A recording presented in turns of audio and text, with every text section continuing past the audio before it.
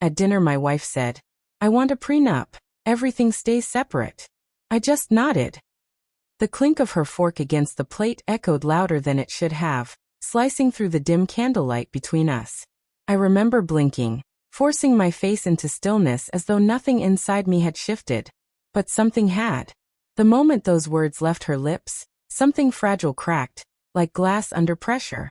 We'd been married for 10 years. 10 years of mortgages and birthdays, lazy Sundays and quiet mornings. I thought we had built something solid. Ordinary, maybe, but steady. And then, in the middle of dinner, she spoke like a stranger laying down terms for a business deal. "Why now?" I asked, trying to keep my voice even. She shrugged, her eyes fixed on her wine glass instead of me. "It's just smart.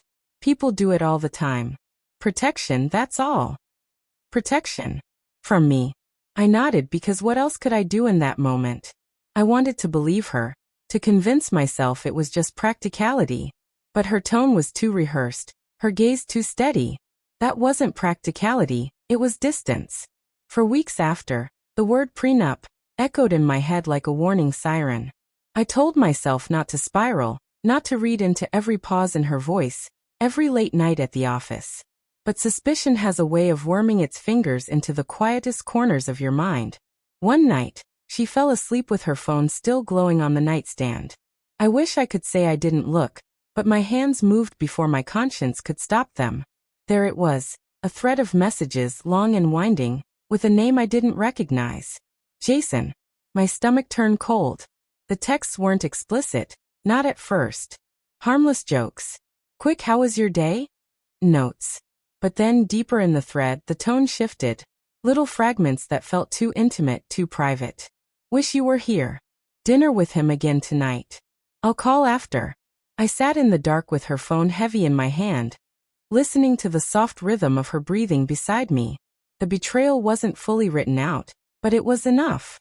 Enough to make my chest ache, enough to make me see the prenup for what it really was.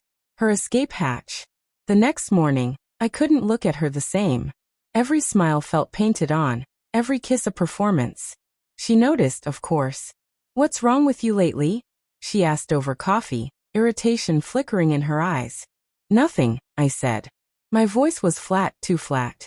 But inside, everything was breaking. The clues piled up quickly after that. She started staying later at work. She guarded her phone like it held state secrets. And when she thought I wasn't paying attention, she'd stare off into the distance with a softness I hadn't seen directed at me in months. I kept telling myself to confront her, to rip the bandage off. But every time I opened my mouth, the words dried up.